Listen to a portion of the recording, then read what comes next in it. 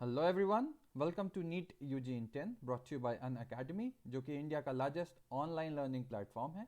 यहाँ आपको मिलती हैं daily live classes, live test and quizzes, structured courses and unlimited access 24/7 हमारे जितने भी वीडियो लेक्चर्स हैं, जितने भी मटेरियल्स हैं उनकी। लेकिन उसके लिए आपको हमसे जुड़ना होगा। अन अकेडमी लर्निंग ऐप डाउनलोड करें गूगल प्ले स्टोर पे जाके या iOS ऐप स्टोर पे जाके, एंड देन आपको लेना होगा हमारा पेड सब्सक्रिप्शन हमारे सारे फीचर्स अवेल करने के लिए। इसके लिए कई ऑप्शंस अवेलेबल हैं आपके पास 1, 3, 6, 12, 24।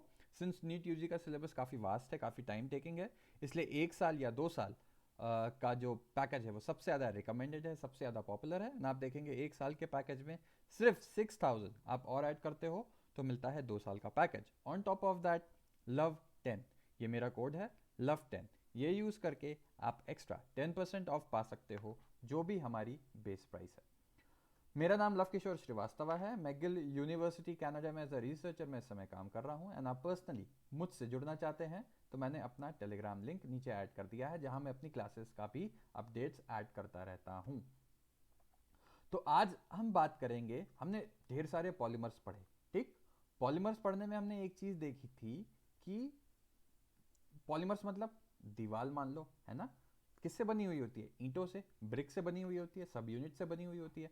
तो वैसे ही पॉलीमर्स की भी सब यूनिट थी। प्रोटीन्स में आपने देखा अमीनो एसिड्स था, है ना। आपने देखा न्यूक्लिक एसिड के केस में आपने देखा न्यूक्लियोटाइड्स था। ठीक है, तो ये सब आपस में जुड़ रही होंगी, है ना। आपस में जुड़ रही होंगी तो कोई ना कोई बॉन्ड तो बन रही होगी, वहां कोई स्टिकर तो है नहीं कि चिपक जाएगा ऐसे। तो आपस में कैसे जुड़ रही होंगी? बॉन्ड से जुड़ रही होंगी। तो अब इस लेक्चर में हम यही देखेंगे कि बॉन्ड्स इन पॉलीमर्स के बीच कौन सी है, क्या है और कैसे बनती है। ठीक है, तो ये जो है स्ट्रक्चर, अभी थोड़ी देर इसको आप भूल जाओ। अब हम बात करते हैं सबसे पहले प्रोटीन की। ठीक है, प्रोटीन की क्या थी सब यूनिट? अमीनो एसिड थी। अमीनो एसिड का स्ट्रक्चर अगर हम बनाएं तो क्या था? एक NH2 था, सबको पता है। ठीक है, इसको ऐसे कर दो, ये कुछ नहीं है, इसको हटाओ। एक NH2 था। इधर क्या होगा? इसमें एक कार्बोक्सिलिक एसिड का ग्रुप जुड़ा रहता है। ठीक है, एक हाइड्रोजन जुड़ा रहता है और एक फंक्शनल ग्रुप जुड़ेगा। ठीक है, मान लो एक और है इसके बगल में, हम इसको ऐसे दिखा देते हैं। ये कुछ नहीं, ये है वही चीज़। इसको हमने COH को हमने थोड़ा खोल दिया है, क्योंकि मैं आपको अभी बताने वाला हूँ बॉन्ड कैसे बनेगी, तो आपके ज़्यादा समझ में आएगा, बस और कुछ नहीं किया गया है। ठीक है, अब बात आती है, बाकी चीज़ें यही होंगी। NH2 हो गया, ये हो गया H, ये हो गया, देखो सेम चीज़ है ना।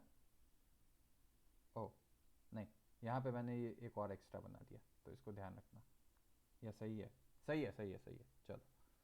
ठीक है, तो अब देखना, मैं भी कंफ्यूज हो गया था, उसके लिए सॉरी। क्योंकि मुझे लगा कि मैंने 2 बार वो बना दिया है, लेकिन सही है। ये सी, ये है मेन आपकी जो बन रही है, इससे ये COOH है। ठीक है, जो जुड़ा है। अब देखो, ये OH है, ये इस H से पानी निकाल देगा, H2O। तो CO और NH के बीच में बॉन्ड बन गई ना, है ना। ये वाटर निकल गया, H इसका, OH COH का, दूसरे वाले अमीनो एसिड का। ये एक यूनिट हुई, ये दूसरी यूनिट हुई। तो इससे जब पानी निकल गया तो बॉन्ड किसके बीच में बनी? CO और NH।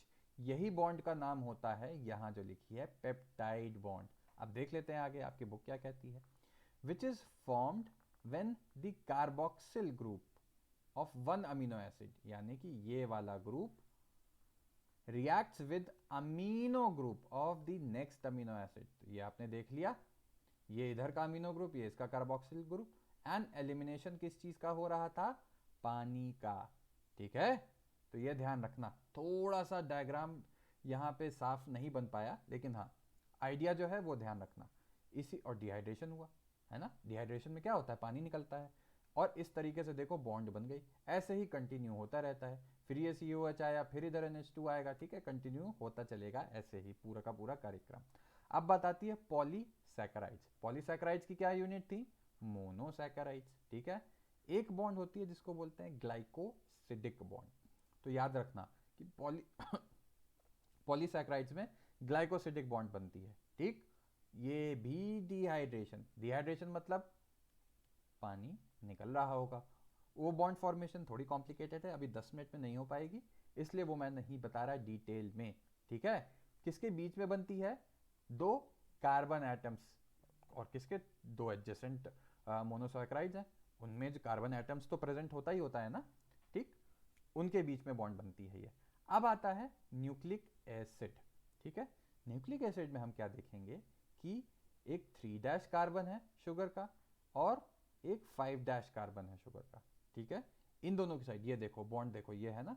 अब 5' और 3' क्या आ रहा है, अब याद करो पिछली बार मैंने बताया था, अच्छा इसी को ले लो, तो ये 1 था, ये 2 था, ये 3 था, ये 4 था, ये 5 था, ठीक है। फिफ्थ वाले कार्बन से ही क्या मिल रहा था हमको, ध्यान करो, फिफ्थ वाले कार्बन से ही देखो मैं खुद, हाँ, फॉस्फोरिक एसिड निकल रहा था, यानी फॉस्फेट, ठीक है। फिफ्थ कार्बन से फॉस्फेट था और 3 पे यहाँ एक OH था, ठीक। इसमें तो कंफ्यूज मत होना कि कहाँ क्या है, तो ध्यान रखना फिर से, जो 5' एंड है उसमें फॉस्फेट था और जो 3' एंड होता है उसमें OH, 2' में तो OH गायब ही हो गया है ना। तो ये ध्यान रखना। तो जो 5' का ये है और ये, इनके बीच में बॉन्ड बनती है, ये एक न्यूक्लियोटाइड का होगा, ये दूसरे न्यूक्लियोटाइड का होगा। तो सिंपल शब्द में समझ जाओ कि एक 5' और इसके 3' OH से ये बनता जा रहा है। अब इमेजिन करो ऐसे लंबा सा एक चेन बन के आ गया, तो इसमें क्या होगा, जो इधर एंड होगा 5' इसका फ्री होगा क्योंकि इसके आगे कोई 3' है नहीं, और इधर जो है 3' वो OH खाली होगा, ठीक है। इमेजिन करो बीच में ढेर सारी सब यूनिट्स आ गई, ठीक। सब मैंने इसको डिटेल में तुमको समझना है तो अन अकेडमी में, जैसा मैंने बताया था मॉलिक्यूलर बेसिस ऑफ इनहेरिटेंस में, मैंने डिटेल में पूरा पढ़ाया है कि बॉन्ड कैसे बनती है और कैसे ये काम करेगी, और 5' एंड क्या है, 3' एंड क्या है। अभी जल्दी जल्दी में ये समझ लो, 5' एंड फॉस्फेट होगा, 3' एंड OH होगा। देखो तो हम जब भी DNA बताते हैं इसीलिए उसमें 2 एंड होता है, एक 5' एंड होता है, एक 3' एंड होता है, ठीक। और हाँ DNA, अब DNA के बारे में अगर हम बात कर रहे हैं थोड़ा सा, अच्छा एक चीज और ध्यान रखना कि इनके बीच जो बॉन्ड बन रही है, ठीक है, वो फॉस्फोडाईईस्टर कहलाती है, फॉस्फोडाईईस्टर, ठीक है। देखो लिखा है ना ईस्टर बॉन्ड, फॉस्फोडाईईस्टर, ईस्टर का ही एग्जाम्पल है वो, ठीक। तो ये ध्यान रखना कि, और देखो किसके बीच में बनेगी, फॉस्फेट और हाइड्रोक्सिल ग्रुप, फॉस्फेट किस में, 5' एंड में, हाइड्रोक्सिल ग्रुप 3' एंड में, देखो बॉन्ड बन गई, ठीक है। एंड इसी को बोलेंगे फॉस्फोडाईईस्टर बॉन्ड, याद रखना इंपॉर्टेंट सवाल है। अच्छा अब बात आती है कि कुछ लोग कंफ्यूज हो जाते हैं कि एक बार मैं पहले पढ़ा रहा था तो किसी ने मुझसे पूछा था कि सर वहां तो हाइड्रोजन बॉन्ड थी। नहीं, अब इस चीज को तुम लोग क्लियर कर लो, ये मैं जो बात कर रहा हूं ये सिर्फ एक स्ट्रैंड, अब ऐसे जुड़ जुड़ के ये 5' और 3' ये सिर्फ एक स्ट्रैंड बना DNA का। लेकिन हमारे वॉटसन और क्रिक जी जो महाशय थे, इन्होंने क्या बताया कि DNA का डबल हेलिकल स्ट्रक्चर होता है, यानी कि सिर्फ एक DNA ऐसे नहीं प्रेजेंट होता, एक और स्ट्रैंड इसके बगल में प्रेजेंट होता है, जैसे ये बना हुआ है ना। अब ये दो स्ट्रैंड आपस में जब जुड़ेंगे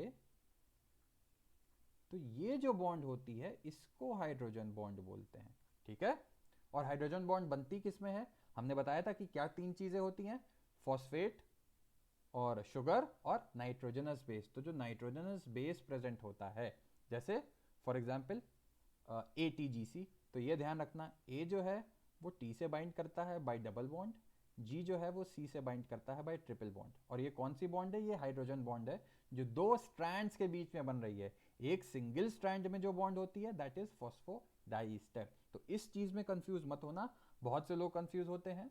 तो अब एक चीज तुमने देखी कि A T से बाइंड कर रहा है, G C से बाइंड कर रहा है। AG क्या थे हमारे, ये प्यूरिन होते हैं, TC पिरीमिडीन। तो देखा तुमने कि प्यूरिन पिरीमिडीन से बाइंड करता है, ठीक है।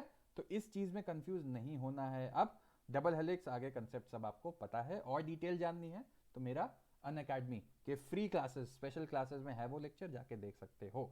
तो हमारा चैनल सब्सक्राइब करो, लव10 कोड यूज करे, लव10 कोड यूज करके अन अकेडमी से जुड़ो और प्लस क्लासेस सारे बेनिफिट्स चाहते हो वहाँ के तो।